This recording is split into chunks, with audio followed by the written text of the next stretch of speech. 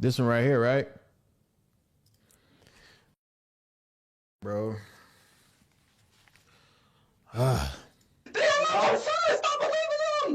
Be honest, baby. It's okay. Because you're gonna feel so much better. You're gonna feel so much better. When they pull this GPS, will it show that you were at home in your bed, or will it show that you were somewhere else? That's the question that was asked. You don't know? This is some shit that's serious. You gonna kill my family. What am I supposed to do? Robert, you don't understand that you're just as guilty if you know who did it and you're not saying nothing.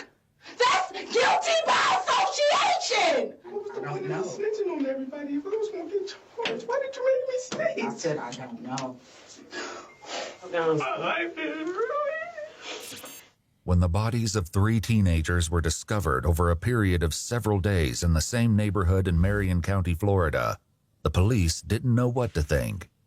This would set the tone for the rest of the case, as the emerging suspects all seemed intent on blaming each other. The identity of the alleged perpetrator, along with the motive for the heartless, turned out to be more alarming than anyone wanted to believe. The police first to be more Can't stand eye boogers, bro. alarming than anyone wanted to believe. The police first learned that something was terribly wrong just before midnight on March 30th, 2023, when they received this 911 call. There's a girl laying in front of my road and she's dying. Okay, is she awake? I don't know. She's out of her head. She's gargling on her blood. You need to turn her on her side so she doesn't choke, okay? It doesn't matter. Bro, one thing I hate, I promise I ain't gonna keep pausing, but I hate how not it is, bro.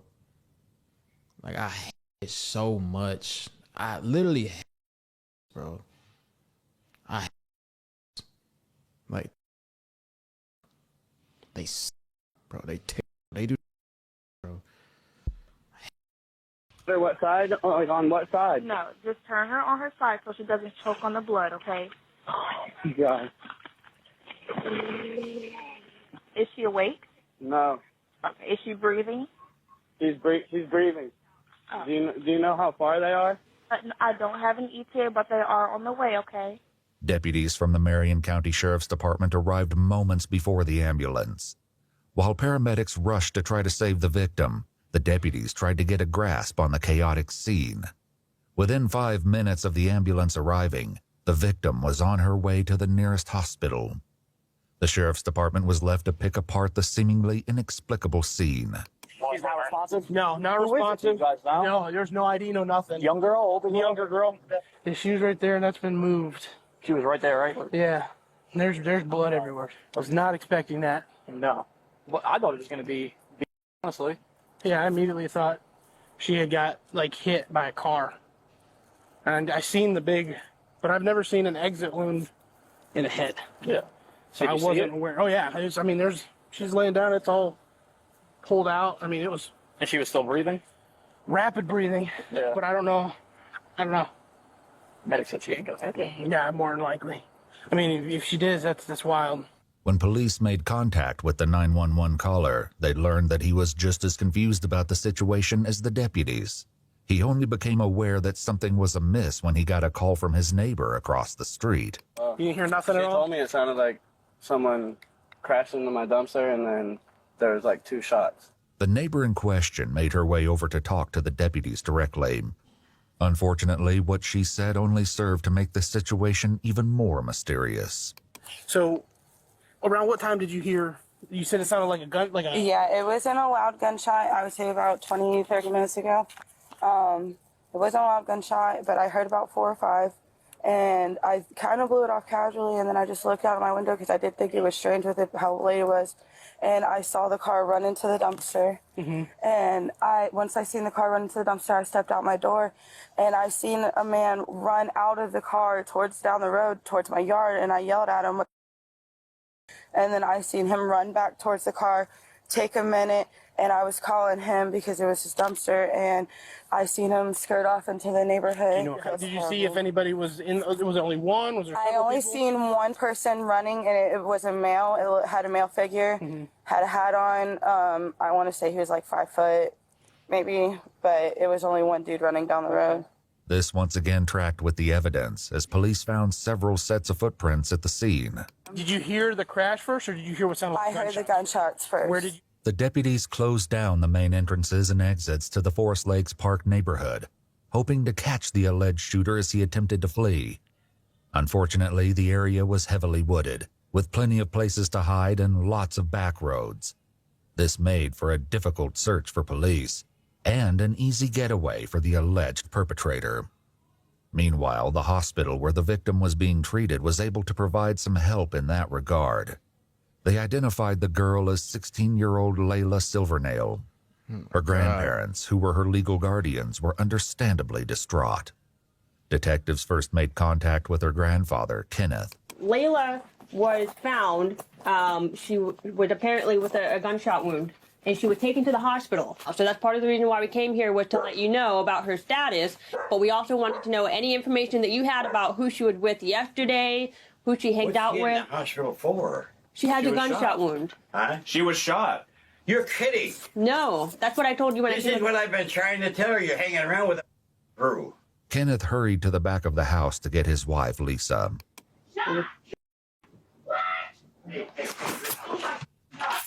Layla's grandmother only seemed to become more distressed when the detectives tried to ask her questions. Lisa, come here. Lisa, have a seat right here. Is my granddaughter okay? Will she be okay? She's going to be at the hospital. I don't know anything. That's why I said talk to you. I'm the victim advocate, okay? I'm here for you. Have a seat for us. We need some information so we can find out who did this, okay? I'd like to know too. I will go and I will. Listen. Where was she shot at? Does anybody know anything? She was shot in the head. Listen, that's all we have right now, okay? This can't be happening. This can't be happening. Come on, we got. The situation was actually more horrifying than Lisa knew. Early on March 31st, the morning after the shooting, the police stumbled upon the last thing they were expecting. Just blocks away. When you get crazy thing is when you get shot in the head. I've never been shot in the head before, but even if you survive, you never be the same. Never be the same. Like that stuff's it's crazy. 16 is wild. Away from the crime scene where Layla was found, police discovered a second victim, also suffering from a gunshot wound. There was little doubt that the two cases were connected, which made the search for the shooter all the more urgent. Back with Layla's grandparents, the detectives desperately tried to find out who might have been with Layla that night. Since they'd already found two victims, they had to wonder if more of her friends were hurt, or in danger too. Lisa, look at me. Who was she with yesterday? She came here with and I'm gonna tell you everything because I don't like the people she hangs around with anyway. Okay, that's what we need. Lisa said Layla was almost always with her boyfriend, 17-year-old Michael Hodo. She also directed the police to Layla's best friend, who might have more information about her activities the day before the shooting. Another name came up too, and it was one police were already familiar with. And then that runaway girl, Camille. Okay. She was with her too yesterday. Camille Quarles, 16, had been reported as a runaway by her aunt and legal guardian several weeks prior. It was an open secret that she'd been staying with Layla at her grandparents' house, but no one had successfully brought her home yet. When police made contact with Camille's aunt, Amy, she was not shy about expressing her frustration with the investigation. I did call it in this morning to ask somebody to go through there, and nobody has called me back. I've called 5 or 6 times a day since she's been gone. Even worse, Amy's son was hearing all kinds of gossip about the case at school. People were saying Camille had also been shot. The names of the victims and the location of the crime was seemingly common knowledge. Disturbingly, police had not yet confirmed if Southeast 93 Place.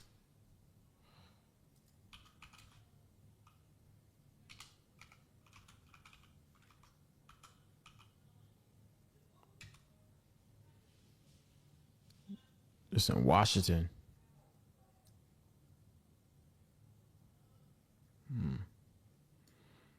I didn't even know Washington was like that. It's crazy. Camille was involved. Also, they'd not yet released the names of the victims or the location, which meant whoever was spreading this information had to be involved. And there was another body discovered this morning. Oh, Florida. In that neighborhood. Okay. I want to know if it's my child. Okay, the second person is not Camille. I can't identify who that person is, but it's not her. The identity of the second victim only made the case more dire, especially in regards to Camille's safety. Frustratingly, the police were still in the dark about most of the lead up to the crime, up until they got in touch with Layla's best friend, Gabby. She was more forthcoming and told the detectives that she'd spent the day with Layla and her boyfriend, Michael Hodo, and several other teens who would soon become an integral part of the case. Was there anybody else in the car other than you, Layla, anytime during the day? Camille was there. This was the second statement placing Camille at the scene of the crime, but disturbingly, there was still no sign of her. Prior to the shooting, Camille's aunt said she'd caught sight of her at the park once or twice and kept a close eye on her Instagram feed to see what she was up to. Since the night of the 30th, though, it had been radio silence. Back with the detectives, Layla's friend recounted their travels throughout the day and who else was with the group. We went to Rob's. We went to I don't know if it's abandoned. Do you know what a trap house is? Yeah. Okay, so apparently, this kid Rob, I don't know him personally, but they do. Okay. They're like friends or whatever, and we just. Huh? That's all I watch at home. For real? For years, nigga. Oh, it's like everybody watching this one. What's that? It's like 16-year-old girl got shot in the head. I'll be watching these bitches like a motherfucker. I'm finna finish it right now. Wait. So you just finna sit and watch? This is when I'm finna go to sleep. For real? Nah, like everybody watching it. No, I'm talking about when I'm ready to go to sleep. I sit in my bed and I cut one of these on, and when it come off, I just get off. You just finna casually just sit right here and watch it? I'm finna watch it. Yeah, I'm about to see what happened. You do tell you that at the end. Don't tell me. I never watched that. Just went over there and we chilled over there. Significantly, Gabby said that Layla had been the one driving all day, but the only sign of her vehicle, a white Chevy Cruze, was a tire track left at the crime scene. The police hoped that finding the vehicle would offer some insight into what happened the night Layla was shot. Do you know his last name or anything else about Rob? No, I don't really know if Rob is like his real name or not, because I know some people know him as Reaper, Rob, and stuff like that. So Was anyone else there at the house besides the three of you and Rob? Well, there was this kid 3-5, but I don't know his real name. What's 3-5 look like? I don't know. He's 12. He's a little kid. A 12-year-old? Detectives knew they needed to track down Rob and 3-5.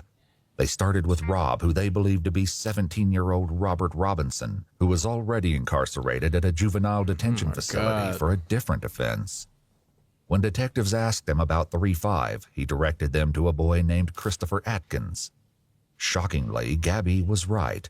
He was only 12 years old. It's them YNs, bro. Like, why? Why? Be making us look bad. It's stupid. Since Chris and Rob were both minors, their mothers were asked to join them at the police station before any conversations took place. Chris's mother, Ashley, was the first to arrive. I don't understand my son. She looked like she give. Question why I'm not in there. She looked like she give real whoopings. Bonnet shorts and a tank top. She giving out. You do not want to get in trouble.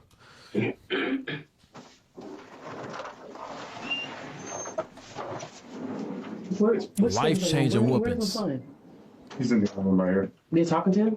Not yet. No, they're all getting their stuff together. It seems she wasn't convinced they weren't already questioning him, because Ashley did her best to hear what was going on in the other room. With the furry sandals. After almost 2 hours of waiting, she was finally escorted to the next room to join Chris, who was visibly trembling. Can I put this on? Sure. Yes, ma'am. Absolutely. Did you want another jacket? That's okay. Are you sure? You look like you're cold. Let me get you. You say you have 4 siblings? Okay. You guys get along okay in the house? The detectives set about gradually breaking the ice with Chris, all the time appearing hyper-aware that he was only 12 years old. After taking all necessary precautions, like making both Chris and his mother aware of their rights, and establishing on record that Chris knew the difference between right and wrong, they finally got to the issue at hand. So, Chris, what I'd like to start with talking to you about is, and like I said, I just want you to be honest with us. I'd like you to talk to me about last Thursday night. First, we made something to eat. Then we watched TV. Then I went to sleep for a little bit. And I heard something outside. I opened the door. There was nothing outside now. I think I went to sleep. So I think what you just told me was what you probably had rehearsed in your mind several times to tell a police officer if you ever had to talk about that Thursday night. Because sitting here and talking to you with your mom here crying and knowing that you have these siblings, you're probably in sort of an embarrassing and shameful position. If you are sorry for what happened, repent for it and start from the very beginning and go to the very end without me having to pull it from you. Because somebody that I have to pull each individual action from, that tells me that they don't really want to say what they did wrong, that they don't feel bad for it. Reaper down there has been super honest. He took him a minute to get comfortable with me, and he's told me everything down to details that only he would know, and that's involved that nobody else would know. Some of the details, he points finger at you. 17-year-old Rob, also known by the concerning moniker Reaper, was also being questioned. Just like Chris, Rob and his mom Erica were both advised of their Miranda rights before the interrogation commenced. I'm trying to bring the best way to say this to you guys. We're investigating several different incidents that occurred over the last couple of weeks. Okay. One being a theft of side-by-side. One being the theft of, a burglary. We're investigating a robbery, and we're investigating. Okay. Heard. So. It's crazy, bro. The first one you named, 16-year-old girl. It's believable. The last one you named, It's not. You don't have the heart to keep it. I know that for a fact. Okay. What'd you do on Thursday all day? I mean, I was home all day. I was home all Thursday. Okay. Who were you with? Did anybody come over? Did we hang out with anybody? Did you go anywhere with anybody? Don't know. Came over at 1 o'clock. What'd you guys do then? We just chilling. Literally, we were just chilling. Okay. Was anybody with at the time? How did he get to your house? Things like that? Drove to my house. So watching this as a dad, bro, just hit a little different because I don't never want Halo to have no friends like this, bro. I want Halo to be the most silver spoon. I don't want Halo to ever have to even get close to anything like this ever in his life. It was him, Landon, Layla, and there was another girl with them. I don't know her name. Sosa was a nickname that Layla's boyfriend, 17-year-old Michael, used. Michael's father had last seen him about 6:30 last night, around the same time Gabby said she parted ways with the group. Landon was another local boy who police determined didn't know anything that would aid the investigation. As for the unnamed girl, the police likely wondered if she could be the missing Camille and why she hadn't been seen or heard from since. Did you go anywhere after 6:30, Rob? Whoa, why do y'all keep asking that? I just We want keep to asking because we've been working on our investigations for What do several y'all days. think happened, bro? I'm telling you, You understand? in the house You understand, that Rob? night. Like I only seen Sosa one time that day. Rob, we know you were out of the house after 6:30. Okay? We know you were with around 7 o'clock p.m. Thanks to CCTV footage, police believed that Rob, along with others in the friend group, had been involved in the theft of a vehicle and an armed robbery that night. As serious as these crimes were, they paled in comparison to what police believed happened later. Bro, stuff like this be making me so mad because, like, I ain't even gonna really get into it, but, like, bro, like, robbing is so lame, bro. It's like, it's so lame, bro. That shit lame, broke as hell, bro. I hate this. Back in the room with Chris, his mother tried to make him understand the severity of the situation.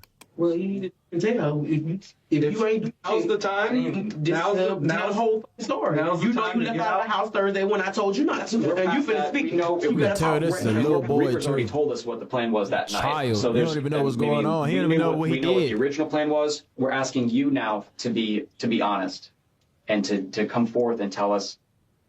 He don't what know his happened life and over. why It's it crazy. Kids No, is so no, dumb, bro. When you say he, I never want to guess. Who's he? Reaper, a.k.a. Rob, took a lot of convincing before he opened up. Rob, right now. Said, nah, he know what he did, but he don't know the severity. Kids be dumb, bro. I guarantee you, like, he thinking like it's a video game. Kids is dumb, bro. I'm trying to tell you. No grown man is robbing folks, bro. It ain't like the people that be doing the dumbest stuff be kids because they don't understand that the severity of it. They don't understand they can go to jail for life. When you get to a certain age, you like, bro, I know the severity if I do this. I know if I rob somebody, I know if I do this and that, if I hurt somebody, whatever, I know I might go away for the rest of my life. So I'm going to think twice about it. Kids don't think twice. They think it's a game, bro. Now you're protecting KTM and your buddies. You need to think about protecting yourself. The disturbing meaning behind KTM will be revealed in due time. For now, the fact that the police knew about the mysterious phrase was enough to get Rob talking, albeit reluctantly. Was that the else? When you were with who was with y'all? It was me. The crazy thing is, I know these watched me before. I know they watch my vlogs. I know they subscribed. I know they commented on my videos. Like, these are the type of people that be watching me, bro. That's why, like, every time I get a chance, I try to say something motivating because I'm like, bro, it's way more money in the world than robbing somebody, bro. Like, what are you gonna do? Then you gotta sell the shit. Okay, cool. You sold it. Boom, boom. You got the little money. Woo, woo. You got lowball. Bam. Money gone in what? 3-4 months? It's just dumb, bro. I ain't gonna yap, though. Let's keep watching it. 3-5. Mm-hmm. This is a Layla child. was there. And that was it. The police knew by now that there were more people at the house than just Chris, Rob, Michael, and Layla. Did you go anywhere with them that night? No, I ain't go nowhere with them. I just told you. I swear to God, was at the house. They said they was finna leave. I went back home. Actually, Mom, I didn't come in until like late. I didn't come in till after 7 anyways. You don't know what time you came home. Now, They talking about what now? Mulaka at 7:10. What I'm saying is, you don't know what time you came home because you defy your curfew so much. You don't know what time you came in. It might have been 8 o'clock. It might have been 7:30. It might have, you know what I'm saying? So you don't know. What I'm saying is, if you know something that they're trying to get out of you, I don't give a who your friends are, who you trying to protect. I gotta get to work. And I'm sick of dealing with this jail. Could you choose to have friends? You need to be honest. Unfortunately for Rob, the police already knew that he was still holding back the dark details of what he got up to that night. What about a cell phone? Do you own that phone? Yeah, I own that phone. So Okay. do you all want permission to check the location? That on would be phone? great. Yeah, No. that would What be do you great. mean no? Oh, they can check my phone. They might find They're not something else in looking. there. They're not looking in your phone for anything else. So you're certain that your phone GPS will keep you at your house that night? Are you? Are you? So we. All right, this might be a hot take, but why is the mom? You know what I'm saying? Like, I might be tripping. Let me put myself in this position. If this was Halo, right? Even though he did bad, I'm never snitching on my son, bro. I don't give a what he did. I don't care if he spent a whole crib. I'm never gonna snitch on my son. She tripping. I ain't gonna lie. That's how I feel. Hot take. I don't care what y'all think, but I never snitch on my son. I don't care what he did. No, so we go. No, I can just tell you, I really don't know nothing about no. That is the truth. I don't know nothing about no, and I was not there with no murder. That's no not what murder, they no asked, killing. though. That's not what they asked. What they asked was, when they pull this GPS, will it show that you were at home in your bed, or will it show that you were somewhere else? That's the question that was asked.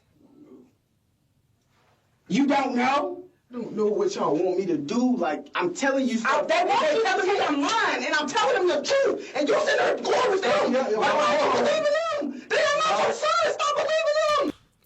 I feel him though. Like, I feel him. Like, you my mom. Like, it don't matter. You know what I'm saying? I don't know. Maybe I'm tripping. I just would never. I would never like his whole life is depending on, you know what I'm saying, and you helping the police put me away for life.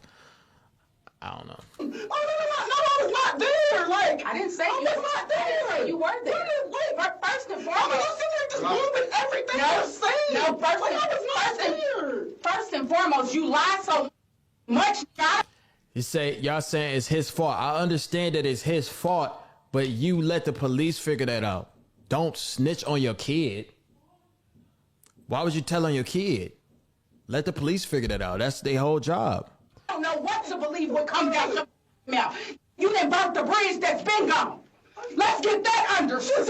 Like, I was like, but what I'm saying is, you so quick to want to protect people. And let me finish. Protecting. You so quick to want to protect people, don't want to snitch, want to be cool this and cool that, and not be known as a is in the paperwork and all of this, that you're willing to sit here and go down for that I know you didn't do. I know for a fact that you didn't do it, but you're going to be guilty by association because you don't want to tell who the did it. Okay, now I understand her angle. I understand her angle now. I understand it. She trying to tell him, hey, tell them what happened. AKA quote unquote snitch. Or you going from, I get it. I understand. W mom. I did not nobody. Did somebody you know do it? Like, what the No, I don't know nothing about no. I don't know nothing about no. And if you lying, you standing on this island by yourself. Because if you got something to tell these people, I don't have nothing because they have a way to tell if you're lying. The best way to tell if Rob was lying was Chris, who was still in the room next door. He was sharing a bit more than Rob, and some key differences in their statements stood out already. What do you think he's going to tell us, Robert? He's not going to, with me, I swear to God, he's not going to, I didn't do anything. I promise you I didn't do anything. Who did? I don't understand why you keep lying. And then you go back. Because it's going to be a snitch. And they're going to kill me. Kill me. It don't matter. That is a snitch and I would die. This is not no joke. You would die. Like, you would die for snitching out here. People die for that. Real talk. Mama, people get blocked and killed for snitching. Well, we're talking about life sentences here. Right. And this is like really, just listen. Your actions and the people you choose to hang with and all of this is slowing me. I should just pause. Let me talk. I'm supposed to be right now. I just took a promotion. I can't keep missing work over that you are doing or the people you hang with or just any of that. Like, I don't know if you know or not, but they threatening me with contempt of court because I don't come to none of your court stuff for the other shit you got going on. I make sure you get there, but I cannot keep missing work. And you sitting here in my face telling me that you don't want to snitch because your life is they gonna kill you. Pause. You don't know. It wasn't me. I didn't say that. Nobody, they trying to give me a license. I didn't say that you anyone. Robert, you don't understand that you're just as guilty if you know who did it and you're not saying nothing.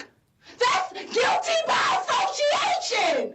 Like, what part of that is not clicking for you? If you know who these kids, then you need to tell him.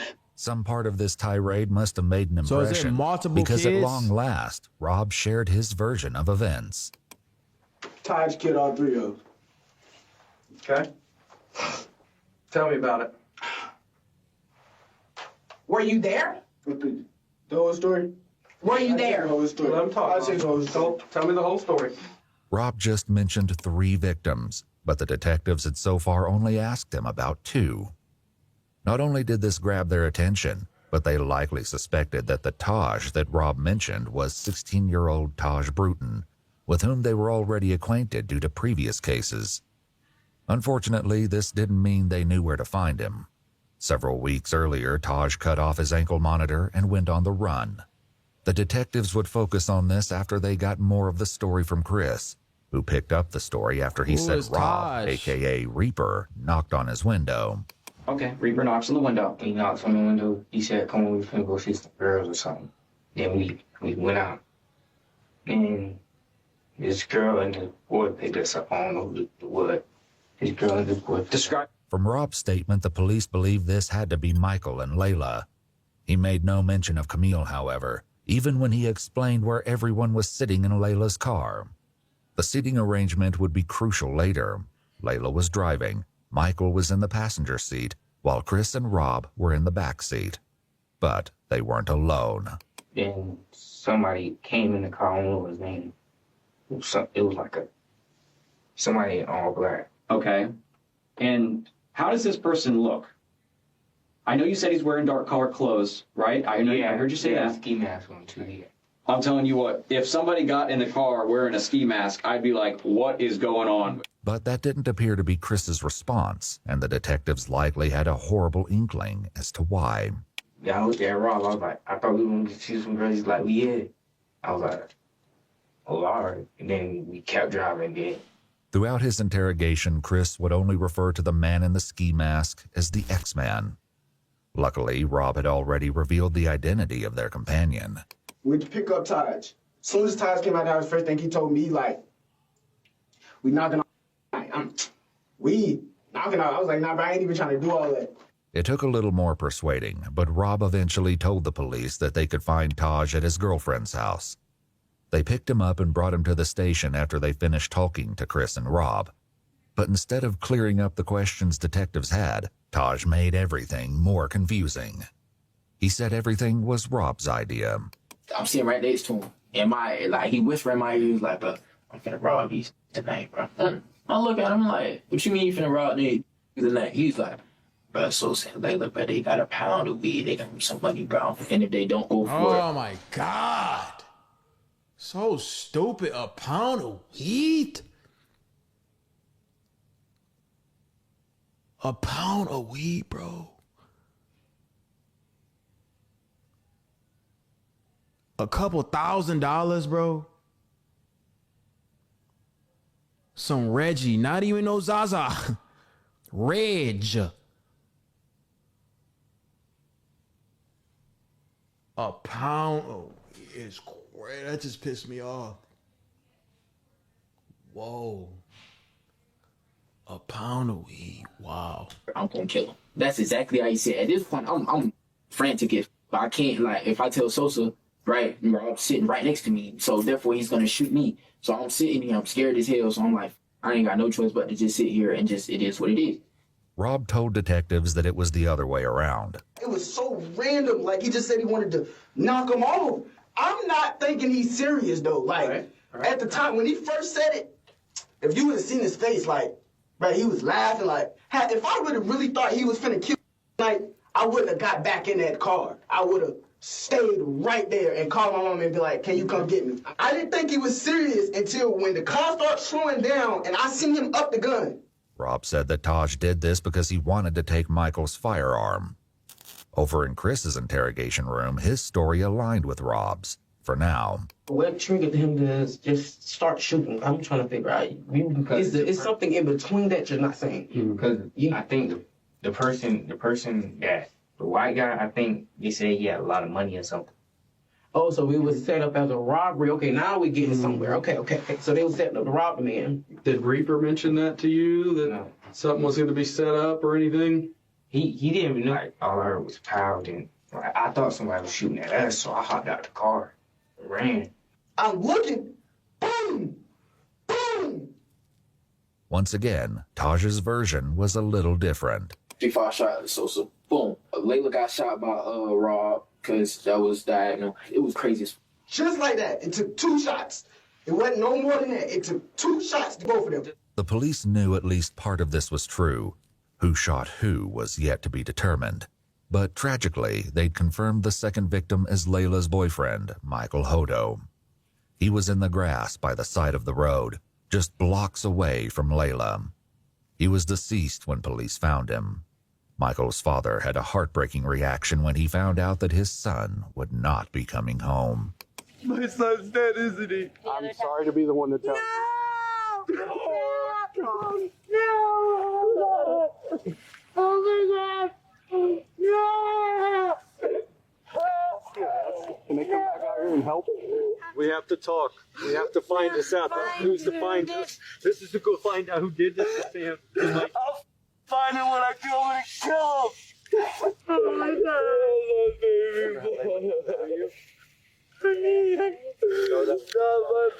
baby. While Michael's family reeled from the devastating news, Chris continued with his upsetting story about Michael's final moments. And you said he shot this white guy first? Yeah, the white guy was like sitting like this. And where'd he shoot him at? Like right here. And the gun was pressed up against his head? Is that what you're? I think it was like. Okay. And then what about the white girl that's driving? Tell me about that. He turned the gun and shot her. Where'd he shoot her at? And I don't know. Rob agreed, which would soon become increasingly rare. Where did he shoot Layla? No, I think it was headshots. On the other hand, Taj put the blame back on his 2 companions. I know he shot Sosa in the back of the head. I seen that happen. I seen Rob try to shoot her, right? And when he tried to shoot her, he shot her, and then his gun didn't go off, so he reloaded it again and shot her. All contradictions temporarily aside, Chris added another disturbing detail. Did he see it coming? No, it was like to the back of his head. Okay. Did he have any time to defend himself? No, but Taj just upped it and shot him in the head. At this point, police were still searching Forest Lakes Park for evidence. Now that they knew the shooting had occurred in Layla's car, it was more important than ever to find the vehicle. Most of all, though, they were looking for any sign of Camille. They hoped to find her alive, but the police were likely aware that, like Layla, she could be seriously injured and in need of medical attention. If that was the case, every passing moment decreased her chance of survival. For the time being, though, her family was left in an exhausting state of limbo. The situation was made infinitely worse by rumors that Camille had been caught up in the shooting. Frustratingly, the police still had no concrete answers for her family. They had to hope that Chris, Rob, and Taj would ultimately provide an explanation. They got even closer when Chris continued with more of the story, but once again, the details started to get shaky. Was the car driving whenever they got shot? No, it was just like, it stopped, and then like it kept going, and I hopped out the car and kept going with it. Where did the car keep going when it kept going?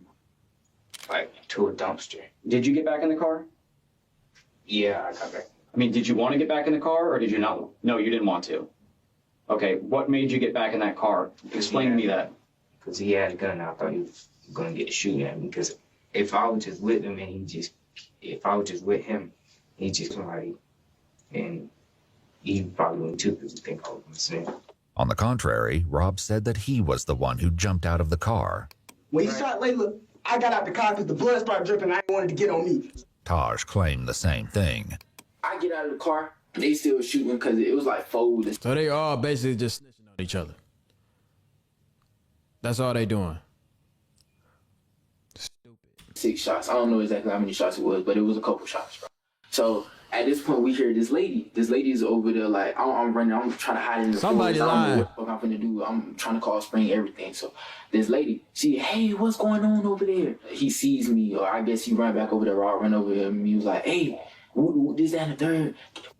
So I'm like, I'm gonna just do what he tell me to do. I just want to go home. So The only thing that this established was that at least one of the boys had gotten out of the car.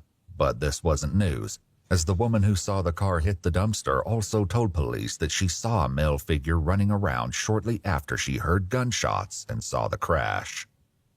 The detectives decided not to challenge the boys on this front for now, and pushed for the truth on more important matters instead. They started with Rob. What happened to Layla? Where did they... I don't know. Taj threw Layla out the car and hopped in the driver's seat and started driving. Rob said Taj repeated the process a short time later. Taj pulled body out the car, patted him down at the cannon. He grabbed the cannon, got back in the driver's seat, and he drove off. Was that next to Layla where she was pulled out? No, it was in a different spot. This made sense to police because the second crime scene, where Michael's body was found, didn't have much blood. I didn't even know Michael died.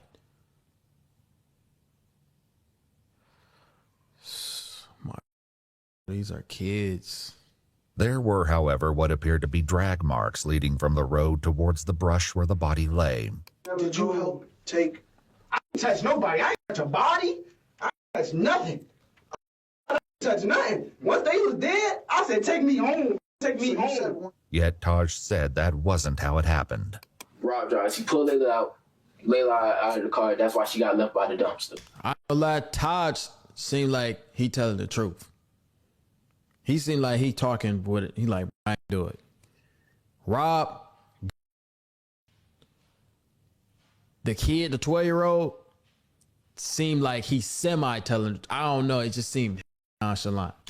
He started driving. He's driving. We go around the corner. He goes over here to Sosa. Sosa had, I think, in his somewhere on him. So he pulled Sosa out of the car. He just dragged him over in some woods or some shit. And were you driving the car? No, I was not driving the car. Yeah. The detectives asked Chris similar questions. Did you pull her out of the car? What is Rob doing during all this? He was sitting in the back. What's he saying?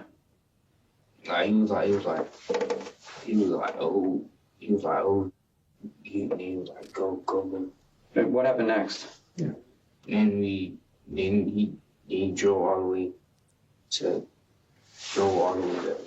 out there on the wall. And he tried to put a thing in the river, but I think got stuck or something. What thing are you talking about? The car. Okay. Once again, the detectives already had information that would let them know if one of the boys was lying. The search of Forest Lakes Park had finally paid off, leading police to another grisly and tragic discovery. Taj picked up the story again to tell his version of what they did with Layla's car. We get over here to this lake. It's 3-5, get out of the car. He got out of the car. Rob tells him, hey, start wiping everything down.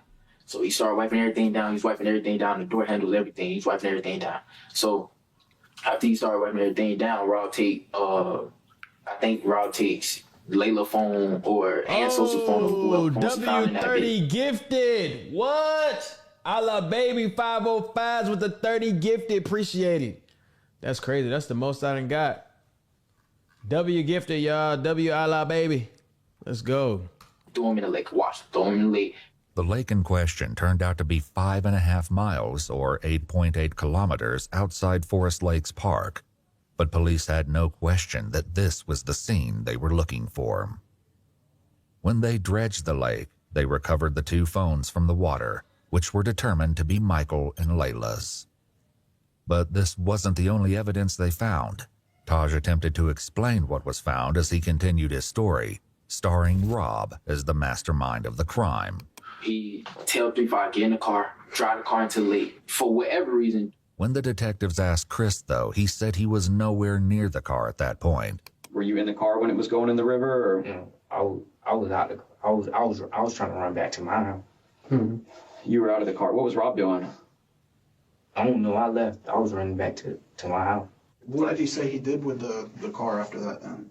I didn't ask all of that. I didn't ask that. What about the guns that were used? I don't know where those at either. Oh, it's barely in the lake. Okay. Like when he drive, it might be the 2 front tires in the lake. It might be a little bit more in the hood, but the back of the car, all that is still out of the lake. That was exactly how the police discovered the car. What they found inside was more than they had ever anticipated. Back with Chris, he continued his tale. Describe to me the clothes that you were wearing that night when all these bad happened. What happened to them? They wanted us to burn. Who wanted you to burn them? Did you have blood or something on them? No. Are you sure? I don't think so. Like Detective Bender said, we processed that car front to back, top to bottom, bottom to top 3 times. 3 days worth of actual forensic work, several forensic people. I don't think you could have sat anywhere in that car and not got blood on you. I think it was something on my shoe. I'm standing over here scared as like I think it's blood all over me, but it's dark, so I don't know. But I think it's blood all over me. Rob said the clothes was all Taj. Taj, of course, said it was Rob. Regardless of who had the idea, the police found the remains of clothing in the forest, including pieces of shoes, sweatpants, and sweatshirts. However, this was not the only clothing item the police discovered intact. Chris's shoes, which he described as Nike slides, were found discarded in the bushes, and a single glove was found near Michael's body. Another was found near the lake. The police asked Taj about this. So were you wearing gloves at this time? Yes, I was wearing gloves, because like I said, I was supposed to go pee. And what about Rob? Rob was wearing gloves too. Yes, Rob was wearing gloves. Taj revealed that the original plan was for the group to go car hopping that night, which was why he was wearing gloves and a ski mask. But police had to wonder if there was a far darker reason the boys brought these items. For now, the detectives wrapped up the conversation with Rob. Do you feel a little better now that you were honest? Did you need to get that off your chest? Worse. Now I feel like I just snitched on everybody and The detective stepped out, but little did Rob know that his night at the police station was far from over. There was a lot more that he needed to fess up to, but for now, he was left alone with his mother. I'm going to charge you because you were there and you didn't come forward. Did come forward. I'm talking about when it happened. I just told him everything. I'm just letting you know, Rob. You don't understand. I'm gonna get murder. Mama, I was the one know. snitching on everybody. If I was gonna get charged, why did you make me stay? I said I don't know. What's the point of snitching? We're gonna ask you to step out now.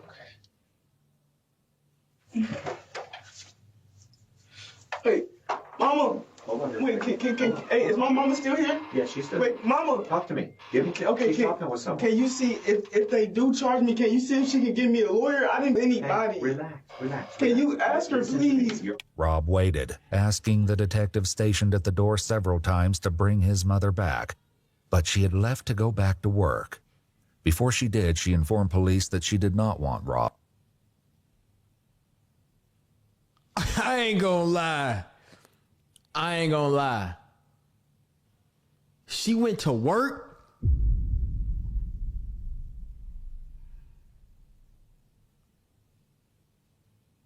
So you telling me she cooked him, right? She cooked her son, right? She played as a police officer, cooked her own son, and went back to work afterwards, bro. I gotta be tripping. Am I tripping? Rent gotta get paid, bro. You could miss a day of work if your son finna get life? What? Bro, 1 day of work? A 9 to 5?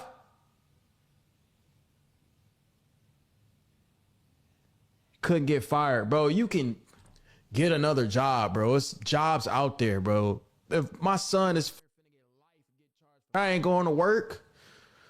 That's crazy. Rob answering any more questions without a lawyer present. Rob was Y'all not. say, how am I weird? How am I weird? What are you talking about? Her son's getting charged for. I would be at the police station all day long. If anything, my boss should understand what happened. That's messed up. Not on board with this plan. Is my mama still okay? Hold on. How can I get charged for? Listen. Can you explain it to me? Hold on. We got it. We're taking your DNA, okay? While the police took Rob's DNA, fingerprints, and photos, he continued to ask them how it was possible that he would be charged with. Listen, can I tell you the situation, please? I heard it. Listen, let them do the thing. Your mama's not here yet. We can't talk to you. She's close? I don't know how far she got, but she is on her way. Rob's interrogation might have been on pause, but the conversation with Chris remained in full swing. The questions he faced were about to get a whole lot harder. They executed a search warrant on the house, which they did collect some things, and I'd like to talk to you about those things too. Mm-hmm. But because you, because it looked like a surprise on that. Yeah, like what was in my house that got to do with this homicide? And I will, and I'm going to tell you about that because, like I said, I'm not going to leave anything out. It's I can tell you, it's pretty. I guess I would use that word. So, are you serious? Do you own any firearms, ma'am? Does anyone in your home own a firearm? Okay, because I'm pretty sure they found one or two firearms in the house. And I'm sure you guys have watched CSI, right? We can take a firearm, we can shoot it. That round that you shoot, we can take. And we can put it into a computer and tell you who got, can actually compare it to other fired casings, like the shell from the bullet. Stupid. So I can tell. I can just see he ain't saying nothing. He lying. How? He told me to hold the guns from. Why would you hold guns from when you know something that dumb just happened? That was stupid. When Reaper gave you these, you think that they're going to be related to this? I think so. Describe to me why you think that. Because he said, put these up, make sure your mama don't find them. Okay. And the gun that you saw X-Man use, was it either one of those two guns? I think it was the black one. Meanwhile, Rob continued to wait. Didn't kill didn't kill anybody. I don't want to be charged with murder. I do not want to be charged with murder, bro. Eventually, the detectives did come back to speak with him, since he was insistent on saying more, even though his mother did not return to the station. All right, so, you know, I explained to you what your mom said on the phone, right? She didn't want us to ask you any more questions about a lawyer presence. You reapproached me a couple times. And you said that you wanted to discuss some stuff further, right? I just want to make sure that we're clear that you don't have to answer a question. You don't have to talk to us at this point. But you've stated to me that it's my case. I want to talk to you. Yes. Because Rob's mom was no longer present, they read him his Miranda rights again. Right off the bat, he admitted to additional involvement. Taj told me to help him pull the body out of the trunk and throw it in the lake. He grabs it. He's trying to pull a leg. And he was like, "Bro, it's heavy. I need help." So I grabbed one leg. I tried to help. I was like, "Bro, it's too heavy. I don't want to do this." Put the thing down. Left the girl in the trunk because I told him I didn't want to help him. Like, Rob went on to tell a long, rambling tale about selling his gun the day before the crimes took place.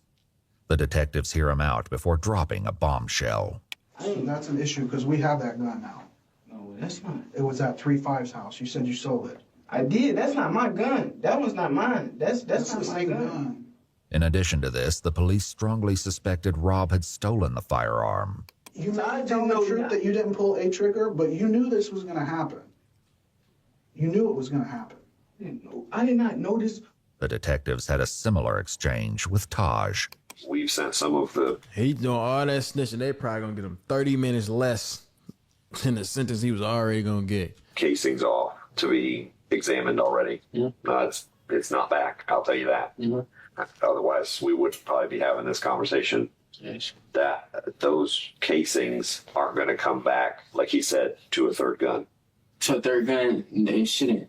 Multiple casings were found at all 3 crime scenes, but especially near the car at the lake. Even if the boys weren't budging on the issue of who shot who, lab tests would reveal the truth in due time. In the meantime, the detectives brought up something 2 of the boys in particular were probably dreading. Let's talk about the trunk. Trunk of that car. You looking at the trunk, sir? There's another part that we haven't talked about. Trunk? Mm-hmm. It was a girl in the trunk. Mm-hmm. And he told me to open the trunk, and he shot her. Where did he tell you to open the trunk from? You see this right now? He told me to open the trunk from the inside, like the inside. Okay. And whenever you pulled that open, tell me about what you saw in there. All I seen was luggage, and then he said move, and then he shot. Okay. You said all you saw was luggage? Luggage and it was like a girl. And what part of her body could you see? Could you see her feet, or hair, her hand? Describe to me I seen hair. I did not even know it was another person in the trunk at all. Okay. So you just riding around and she's just in there? Yeah. I mean, we rode around like that before, though. Just because there ain't no room for all the people? Just because there ain't no room for all the people. When you go to open up that seat, what were you thinking in your head? Ride around the trunk casually. I was confused. I was like, I was thinking. Oh, that's the other girl? Did this person say something? Describe to me what you heard whenever you opened that seat up. What noises? All I heard was somebody tell me to watch out, and then I heard a gunshot. 2 gunshots. Tragically, the 3rd victim was determined to be none other than Camille. Oh, my God. Her body was discovered 2 days after Layla was found on April 1st. Like Chris said, she'd been shot twice.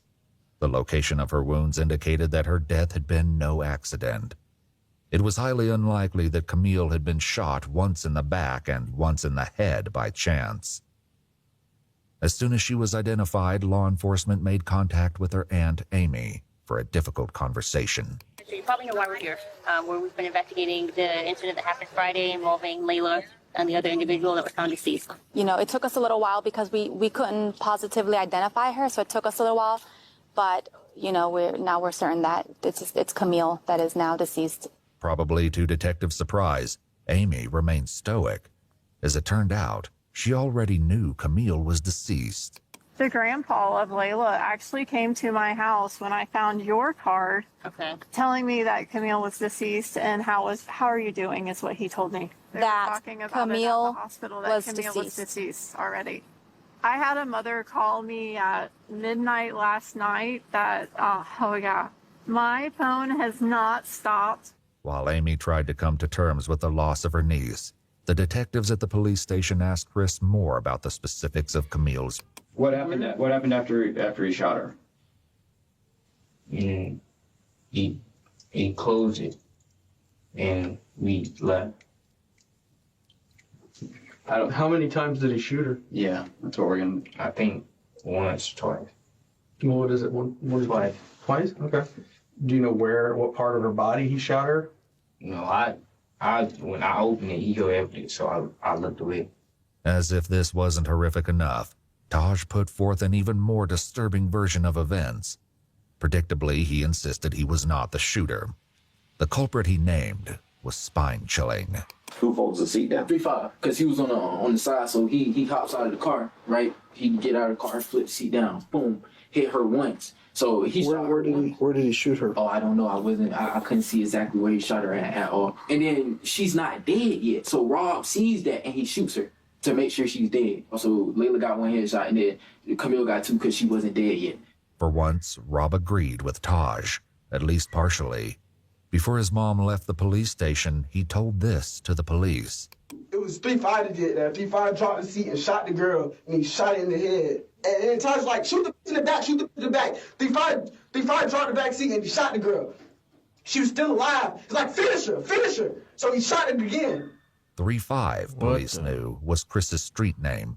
Still, something wasn't quite right. After getting this far, the police were not willing to accept anything short of the full truth. Now, Reaper, Rob, there's a lot of similarities that are You could tell Rob ain't lying about that finisher. He was too passionate. overlapping here, but there's definitely a discrepancy that Rob told us about what happened to the person in the trunk. That they trying to make him the shooter, right? Yeah, that's what y'all leaving out. I mean, be honest. Be honest. We being all being honest here. Just be honest. Is he the shooter? That's what they're saying. That's all you got to do. That's all you got to do is just say that. I mean, stop going around it. I can tell you that he is not. You, Chris, are not being blamed for those people in the front seat. In the back seat is what the trunk is the one that we have some issues with the trunk. I'm gonna keep it real about. Tell us. Be honest, baby. It's okay. Because you're gonna feel so much better. You're gonna feel so much better. You're gonna feel so much better once you talk about what he's. Tell me. Say it. Just say it. He said, if I ain't do it, you gonna let everybody I know. So tell us what you did. He said he was gonna tell everybody I know. Yeah. Who made you do it? Who is it? Rob. Rob made you do it? Yeah. He said he gonna get everybody you know. Well, who is the X-Man? I don't know who that is. Now, did you... Just calm down. Yet again, Rob said something different. Before his mom left the station, he had shared this information.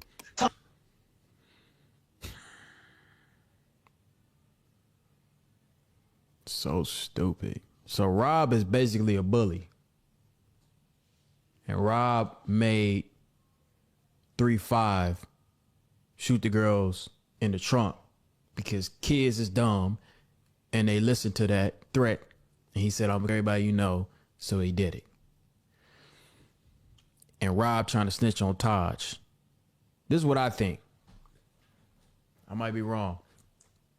Taj wanted to just rob him. Rob is the one that initiated everybody shooting. And he made 3-5 finish his work that he already started. Taj made him the person, or he was going 3-5. Is that what he said? He told him? He told 3-5, you know this girl, I'm going to shoot you in your head. Let's go on here. He said that he was going to keep everybody you know, and you did fire a gun. Tell me about what you did. I think I shot the girl. I don't know where it was, but and then he came up and shot her too. Okay. Who did? Rob. Okay. So when you shot her, what gun did you use when you shot her? The ex dude gave me the Scott. If Chris used Taj's firearm, that would explain why they only found 2 weapons during the search warrant.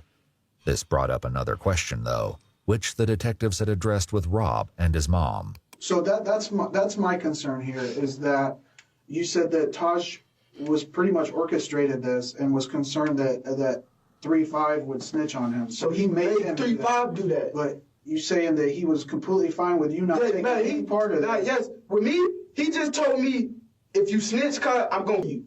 With his mom there, Rob insisted that he was innocent. Now that she was gone, though, the police hoped he might be more forthcoming. I honestly don't think you're a cold-blooded. I know Taj, I've dealt with him, and I've dealt with you. And there's a reason I wanted to talk to you. Because I don't think you're that dude. I don't think you're a cold-blooded. Taj, I don't know anything about 3-5. I've never met him. But I'm telling you that when the evidence says that you were there and that you shot someone, there is no explaining that. Evidence is going to tell you that I'm there, but all I can tell you is that I didn't shoot nobody. Did you shoot Layla? No. Because I got information that somebody that was in their car had a thing for Layla, and he couldn't do it. So somebody else did it. No. Okay? No, that's not true. Your brother's talking. Is there any reason why he... So, is 3-5 Rob's little brother?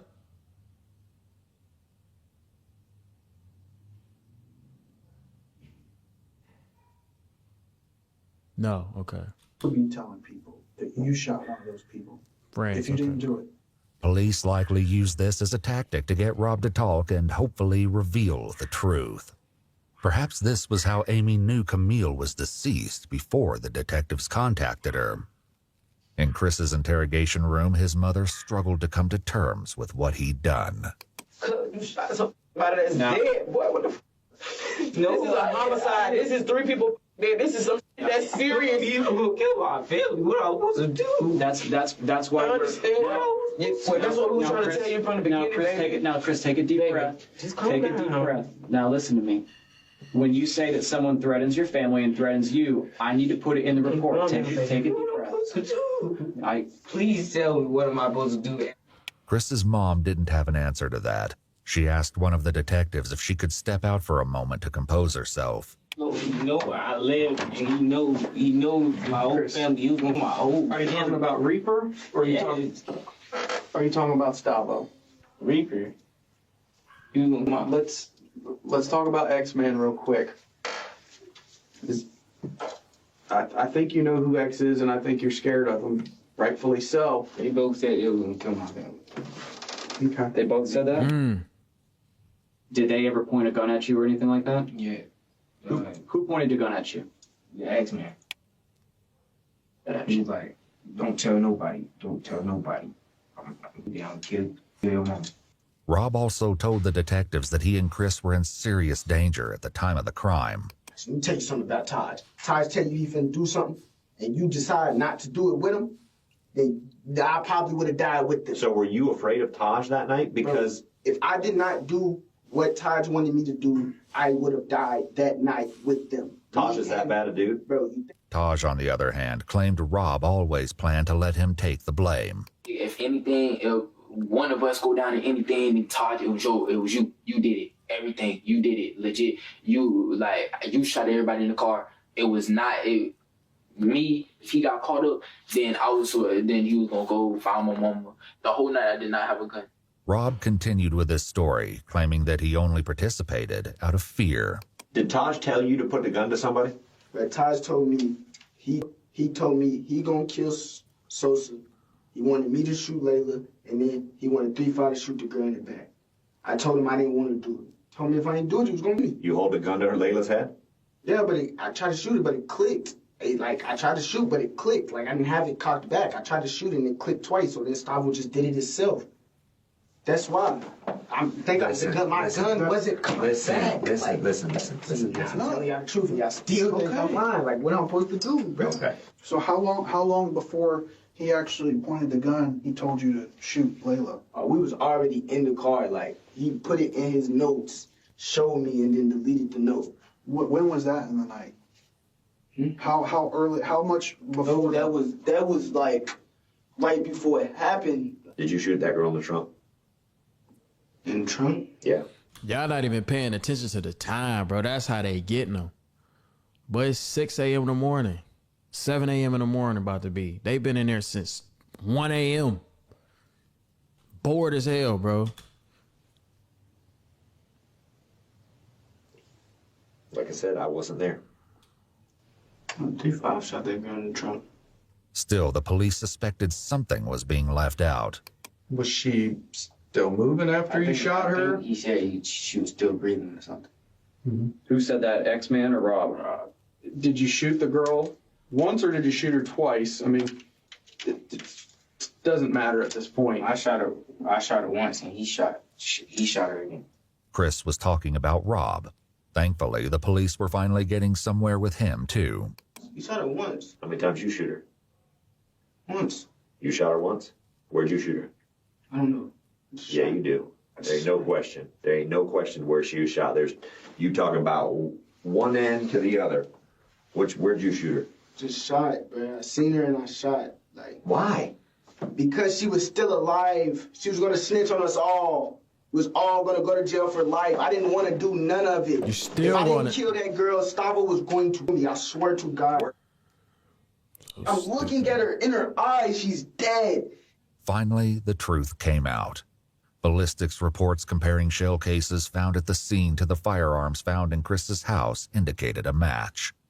Whether or not there was a third shooter remained to be seen. Are you sorry for what happened? I did not want it to happen. I never wanted that to happen. Like, I never wanted to anybody. I never wanted to shoot anybody. You was just saying you didn't know nobody.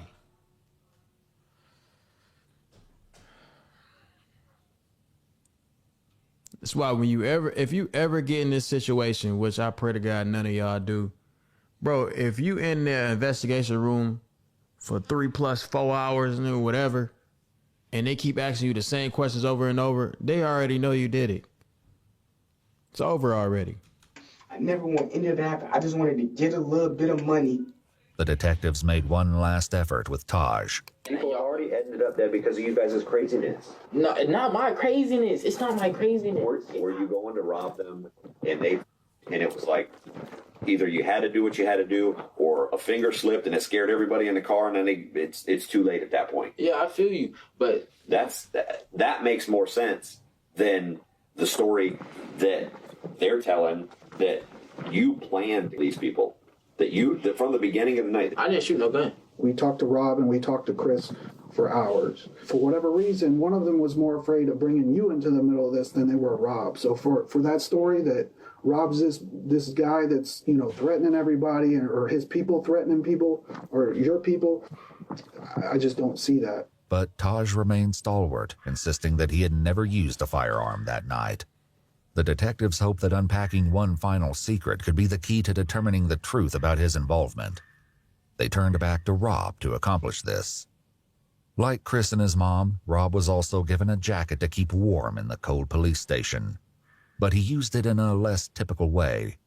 Even as he tried to get comfortable in the interrogation room, one of the detectives returned to unpack a final secret to try to pull the case together. The KTM, what exactly, what is it that you guys do? What is it? Like a gang? No. It's the first time we did something for it. So how many people, like, consider themselves a part of KTM? A few of us, me, Gustavo, 3-5. Rob's list went on, but he only had nicknames for most of the KTM members, not their real names. Notably, Michael, Layla, and Camille were not included. I was the leader of it.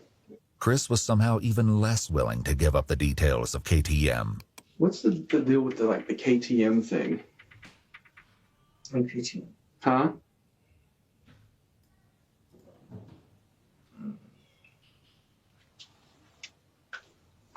I know Reaper has the tattoo. What does it mean?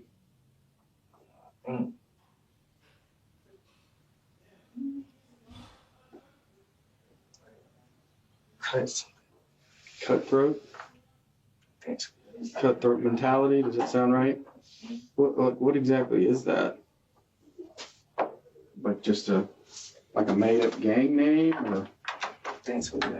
One of Michael's close friends eventually came forward, provided the police would keep his identity anonymous, and confirmed that KTM was indeed a gang. His description of their activities was chilling.